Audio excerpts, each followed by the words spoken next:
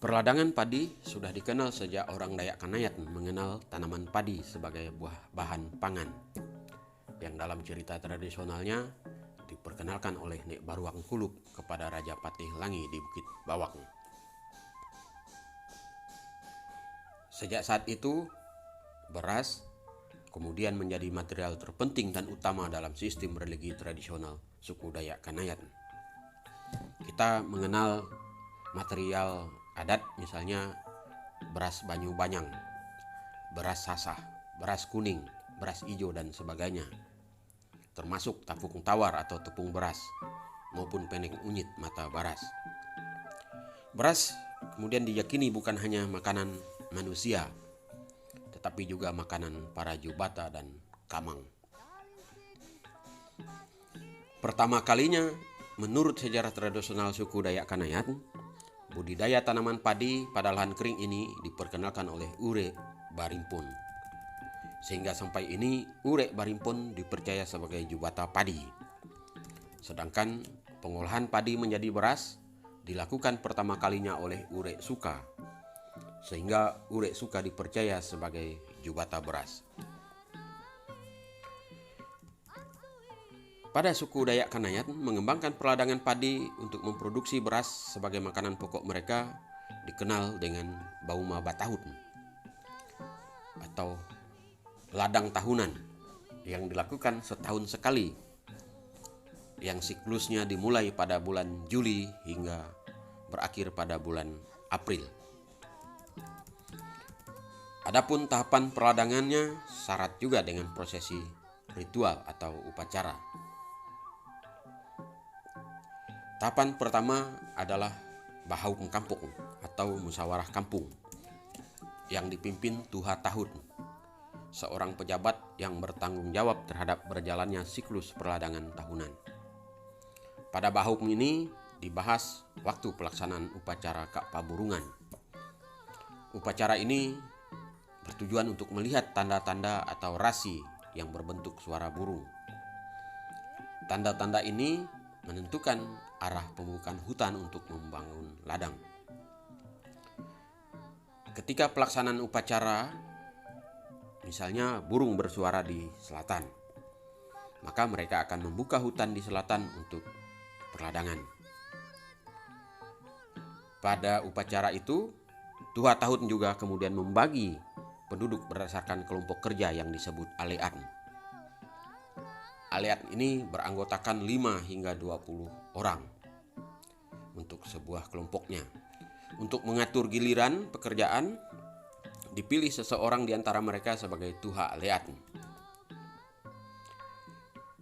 Nah, secara alean kemudian mereka membuka hutan pertama kalinya.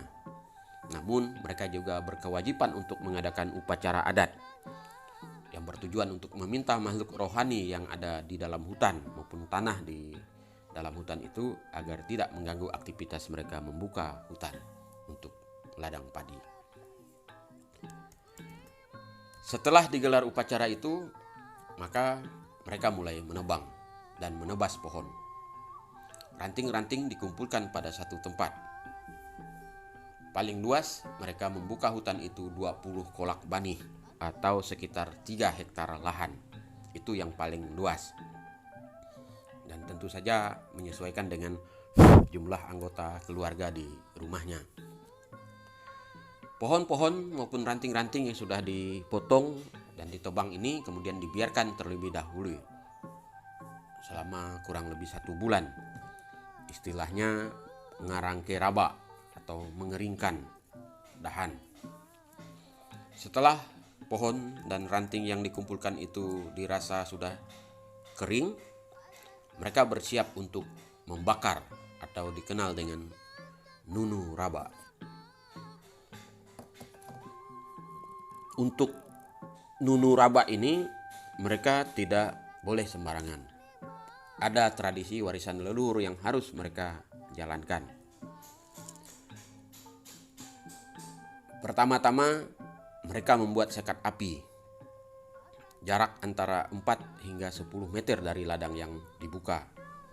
Sekat api ini mengelilingi areal ladang. yang sudah dibuka. Ini juga tentu sesuai dengan hitungan tertentu, termasuk anak api yang berterbangan apabila ditiup angin. Jadi sudah dihitung memang anak api yang bila mana tertiup oleh angin dia terbangnya sekitar berapa meter. Nah, setelah sekat api dibuat di sekeliling ladang, selanjutnya mereka membuat upacara adat yang bertujuan meminta perlindungan jubata api agar api di ladang itu tidak menjalar ke lahan di sekitar ladang yang hendak dibakar.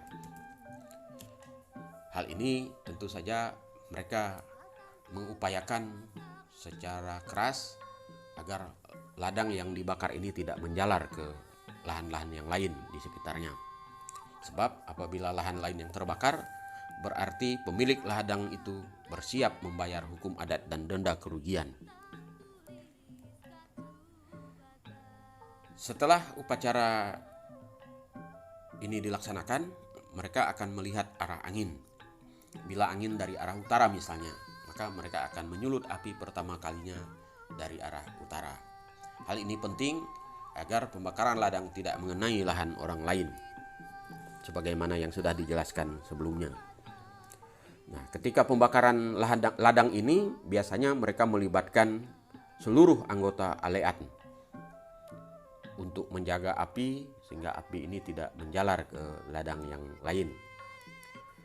Pembakaran ladang biasanya dilakukan pada sore hari, sekitar pukul 4 atau pukul 5. Hal ini dipercaya pada jam itu angin tidak bertiup kencang atau disebut mereka sebagai angin landai. Setelah pembakaran ladang, mereka mulai menugal atau menanam padi. Namun sebelum menugal, mereka mengadakan upacara adat lagi yang disebut ngamalo lubang tugal. Hal ini mereka berdoa kepada jubata agar benih yang ditanam dapat hidup dan berkembang sesuai dengan keinginan mereka. Nah, harap dicatat, bukan hanya benih padi yang ditanam mereka di ladang. Mereka juga menanam beraneka jenis tanaman sayuran dan tanaman pangan lainnya. Tentu menyesuaikan dengan umur padi. Jadi kalau padi misalnya dipanen 7 bulan, maka tanaman-tanaman sayuran ini biasanya tanaman yang harus dipanen dengan usia 1 hingga 3 atau 4 bulan. Jadi ketika mereka panen padi, mereka tidak terganggu dengan panen tanaman sayuran ini. Pada saat padi mulai tumbuh dan babunting atau hamil, maka mereka akan mengadakan upacara adat lagi, yakni upacara adat basiak bunting padi. Hal ini agar bunting padi dapat tumbuh dengan baik dan menghasilkan buah padi yang bernas atau berisi. Istilahnya tidak kalape atau kosong. Setelah itu, mereka akan mengadakan upacara adat lagi di kampung yang dilakukan secara bersama-sama untuk seluruh warga kampung. Sebuah upacara yang disebut ngiliran antu apat atau membuang perahu. Tujuannya menghanyutkan penyakit padi yang dibawa hantu apat ke sungai agar tidak mengganggu tanaman padi yang sedang berbuah di ladang. Setelah padi menguning dan pertanda siap dipanen, mereka mengadakan upacara adat yang disebut mipit, yakni memetik 7 tangkai padi sebagai benih tunggal atau benih utama yang akan digunakan pada upacara ngamalo lubang tugal tahun berikutnya. Tangkai buah padi ini mereka simpan selama setahun, digantung di dalam pondok atau dango penyimpanan padi, dan tentu saja disuguhkan pada upacara adat yang mereka gelar di dalam rumah. Kemudian seluruh warga kampung melakukan panen padi di ladang, dan setelah semua anggota aleat di kampung itu panen, maka tuha tahun kembali akan mengundang tuha-tuha aleat untuk musyawarah atau bahaum yang membahas membahas pelaksanaan pesta padi atau disebut gawe matahat atau pesta menikmati padi baru. Pada pesta ini digelar berbagai perlombaan rakyat seperti pangkak gasing, tari-tarian, dan hiburan donggan. Semua rumah milik warga yang ada di kampung juga menyiapkan bermacam-macam penganan, minuman, dan makanan yang enak-enak untuk disuguhkan pada tamu yang berkunjung ke rumahnya. Ini adalah ungkapan syukur mereka kepada Jubata atau kepada Tuhan atas berkatnya selama siklus perladangan selama 1 tahun itu. Nah, pada sekarang ini pesta padi selain dilaksanakan oleh warga Dayak Kanayat di kampung-kampung, masyarakat Dayak Kanayat yang ada di kota, kecamatan, kabupaten, dan bahkan di provinsi juga menggelar festival atau event budaya Dayak yang terkait dengan ungkapan syukur kepada Jubata atas panen padi yang baik. Hal ini tentu saja untuk memperkenalkan atau mempromosikan budaya Dayak, khususnya pada tradisi perladangannya yang syarat dengan muatan religi tradisional, kegotong royongan, dan ungkapan syukur. Oleh sebab itu, bagi kami ladang oleh suku Dayak Kanayat bukan hanya semata-mata soal tanaman padi, akan tetapi ini adalah upaya mereka menyelamatkan benih kehidupan lainnya. Dalam arti kata plasma nutfah padi serta tanaman pangan lainnya. Ladang bahkan dapat dikatakan sebagai sistem agroforestry yang khas Dayak. Karena setelah perladangan usai, lahan itu akan mereka tanami dengan beraneka tanaman buah yang penting bagi ketahanan pangan mereka, yang akhirnya kemudian menjadi kompok buah atau hutan buah yang tentu saja mereka panen ketika musim buah. Kini sistem perladangan padi telah terancam punah.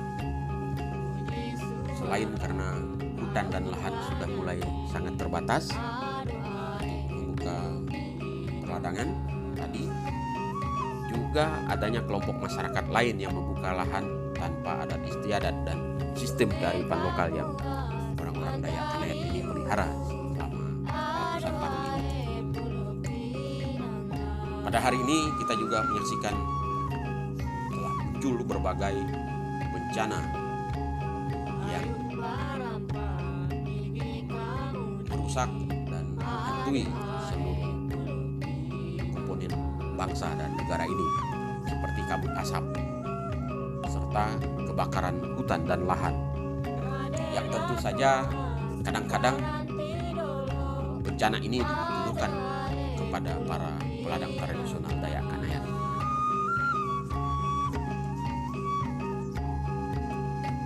Apakah ini upaya sengaja untuk menghilangkan kearifan lokal perladangan padi mereka ini, ataukah ada motif lain? Kita tunggu saja, karena hanya waktu yang akan